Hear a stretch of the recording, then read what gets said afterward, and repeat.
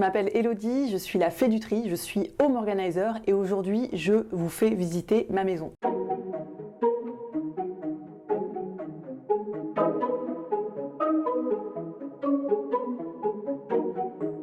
Je vais vous présenter mon entrée et j'ai déjà quelques petites astuces que j'ai mis en place dans mon entrée que je voudrais vous montrer. Alors, on commence, nous on est 2 personnes à vivre dans cette entrée, donc moi je recommande toujours d'avoir un porte-manteau par personne pour mettre son sac et un porte-manteau pour mettre son manteau. Ce qui veut dire que là vous avez voilà, 2 porte-manteaux, un porte-manteau pour les invités et ensuite moi mon sac personnellement je le mets sur un autre porte-manteau qui est un petit peu plus loin. Ce qui fait qu'il n'y a rien qui va traîner par terre, tout est accroché sur un porte-manteau et en plus on dit très souvent que pour ne pas perdre de l'argent il faut que son sac soit en hauteur et jamais posé par terre. Donc là, comme ça, c'est parfait. Juste rapidement par rapport à cette entrée, là, pour moi, dans l'entrée, c'est la zone où le fouillis, vrac, entre guillemets, est accepté parce que c'est un petit peu des points chauds en général dans les maisons. Donc ce que j'ai fait, c'est qu'on a un tiroir chacun. Donc si vous êtes plus nombreux dans la famille, en fonction des meubles que vous avez, vous pouvez mettre plus, mais chacun a son tiroir de vrac, voilà. Et dans ces cas-là, quand il y a quelque chose qui traîne, on le met chacun dedans et on n'y touche plus. Je le referme.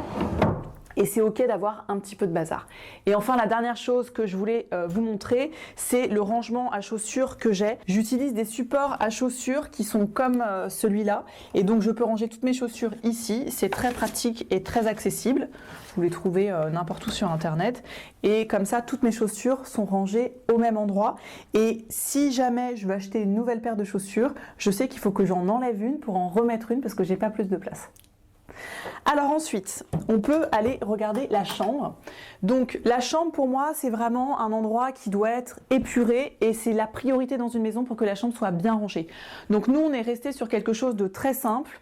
J'ai volontairement enlevé les tables de nuit parce que les tables de nuit c'est clairement des points chauds dans lesquels il y a beaucoup de bazar. Donc les tables de nuit n'existent pas, sinon c'est un attrape-poussière. Si vous avez des livres à mettre sur votre table de nuit, vous pouvez éventuellement acheter des pochettes que vous mettez sur le côté du lit, mais pas plus. Et puis les téléphones, je vous conseille de les sortir de la pièce. Je vais vous remontrer rapidement mon dressing que vous avez sûrement déjà vu dans la vidéo sur les astuces pour bien ranger un dressing. Mais donc l'idéal sur un dressing, moi je déconseille les portes, je trouve que les rideaux c'est quand même beaucoup plus pratique et puis ça vous permet aussi de changer de couleur de rideau si vous en avez marre. L'élément essentiel, c'est évidemment la lumière dans un dressing. Je vois trop souvent des dressings dans lesquels il n'y a pas de lumière, ce qui fait que du coup on n'a pas envie de ranger, on met en vrac et ça crée du bazar. Et le rangement à la Marie Kondo, donc les tiroirs sont rangés comme Marie Kondo, tout est plié à la verticale. Alors moi je suis pas une psychorigide du pliage et je ne repasse pas mes vêtements, donc je les plie comme ça et ça marche très bien. Visuellement je vois absolument tout ce que j'ai et c'est comme ça dans tous les tiroirs. Donc on continue la suite de la visite. Alors petite astuce dans la salle de bain que je voulais vous partager, moi j'ai mis tous mes bijoux dans la salle de bain. C'est hyper important d'avoir un support pour mettre vos bijoux, sinon vous ne les mettrez pas et ça sert à rien que ce soit en vrac dans des boîtes. Donc là l'astuce c'est de trier vos bijoux, de voir combien il vous en reste et en fonction de ce qui vous reste et de ce que vous mettez comme type de bijoux, vous achetez le support adapté. Moi comme ça je vois tous mes bijoux et ça me permet de les mettre tous les jours, sinon je les mettrai pas. Donc là c'est la partie salon salle à manger qui est une pièce très lumineuse, j'ai beaucoup de chance. Pour moi cette pièce-là, c'est vraiment important qu'elle soit toujours bien rangée, sauf que, évidemment, on vit, donc il y a forcément des choses qui sont posées, etc. Donc elle est jamais nickel et c'est pas le but puisqu'on vit pas dans des maisons témoins. Mais en tout cas, le soir, je prends 5 minutes pour tout bien ranger et chaque chose à leur place. Donc vous avez toute la partie salon. Ce qui est important de voir, c'est que chaque catégorie est réunie au même endroit. Donc, par exemple, j'ai réuni tous mes livres. J'ai eu pas mal d'achats de livres récemment dû à mon changement de vie. Je vous en raconterai peut-être plus tard, mais du coup j'ai beaucoup de livres ici, mais ils sont tous réunis ici mes livres. Et ensuite en dessous j'ai tous mes papiers et tous mes papiers sont au même endroit. Et ça c'est vraiment important de bien tout réunir au même endroit pour pouvoir s'y retrouver. Pareil là, donc j'ai un petit peu des livres en plus et ici c'est des boîtes dans lesquelles j'ai rangé des choses qui sont très particulières. Donc il y a les piles, tout ce qui est électronique, câbles, etc. Et aussi j'ai même ce qu'il faut, le cirage pour les chaussures. c'est dans ces petites boîtes et au moins je sais que c'est ici et si quelqu'un dans la maison les cherche, et ben voilà, c'est là. Une zone aussi sur laquelle j'ai mis des photos, voilà, ça c'est les photos de l'année que j'affiche et en gros les photos pour moi c'est hyper important de les mettre, c'est-à-dire que on a du mal à trier son téléphone, on le fait jamais et donc moi ce que je fais c'est qu'en fin d'année je vais sur une application pour imprimer mes photos, je les imprime, je les affiche et j'ai mes photos de l'année qui sont affichées puis ensuite je les range dans un album et comme ça tout le reste je supprime et ça me permet de faire tourner, d'avoir vraiment une zone dans laquelle j'ai des photos de l'année, ça me fait des bons souvenirs. Ensuite, vous avez dans cette zone-là ma zone de télétravail, puisque comme peut-être beaucoup d'entre vous, je suis en télétravail, donc je me suis fait une petite zone. Je vous renvoie à la vidéo si vous ne l'avez pas vue sur les astuces pour bien télétravailler. Et donc là, l'idée c'est que ce soit simple, épuré, quelque chose que j'utilise tout le temps et que je recommande absolument à tous mes clients sur le Office Organizing, c'est un porte-document vertical. En fait, l'idée c'est vraiment d'éviter les piles et ça c'est quelque chose qu'on retrouve aussi sur la méthode Marie Kondo de pliage, on est à la verticale.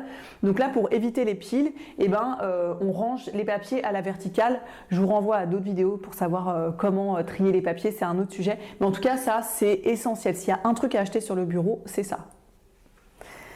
Et ensuite, nous avons une zone de plantes et de nature, voilà, en pleine lumière. Moi, ça m'apporte beaucoup de joie de voir mes orchidées qui sont prêtes à refleurir. Voilà, c'est beaucoup de bonnes énergies, les plantes. Donc, les voilà, elles sont juste à côté de moi et à côté de mon bureau. Et ensuite, on passe à la cuisine. Donc, la cuisine, il y a plusieurs petites astuces. Donc là, nous, on est en location. Donc, on a fait avec les meubles qu'on avait. Hein. C'est aussi important de vous dire que si vous êtes en location, bah, c'est OK, c'est pas grave. En fait, vous faites comme vous voulez. La première astuce que je veux vous montrer, c'est les casseroles et les poêles. En fait, moi, je trouve ça plus pratique de les accrocher au mur plutôt que de les avoir sous les placards. C'est jamais accessible, il faut enlever une casserole pour en attraper une autre, donc on accroche au mur. Au niveau des épices, j'ai mis ce que j'utilisais au quotidien juste ici et ensuite pour les tiroirs à épices, j'ai fait évidemment aussi avec ce que j'avais. Je les ai mis comme ça à plat et comme ça je vois tout ce que j'ai et c'est quand même plus facile et ça prend moins la poussière que si c'était à l'extérieur. Ensuite, pour les fruits et légumes, comme j'ai pris le parti d'acheter un petit frigo, j'ai décidé d'acheter un garde-manger. Donc dans ce garde-manger, je vais mettre des œufs, des légumes, etc. Là d'ailleurs, il est un petit peu vide. Et donc ça, c'est bien parce que ça vous évite d'avoir un immense frigo. Et en plus, évidemment, hein, c'est écologique, ça utilise moins d'énergie et moins d'électricité. Alors, l'astuce que je recommande tout le temps dans la cuisine et que j'utilise énormément, c'est pour ranger des contenants qui sont ronds, il faut utiliser des Lazy Susan. Donc, les Lazy Susan, c'est ces petits plateaux tournants qui sont hyper pratiques. Donc là, je les ai mis sur cette étagère, mais ça marche aussi très bien quand vous avez des placards assez profonds, même un peu en hauteur, et que vous avez du mal à accéder aux choses qui sont derrière. Bah, vous mettez ce plateau tournant, le Lazy Susan, et ça, c'est vraiment top.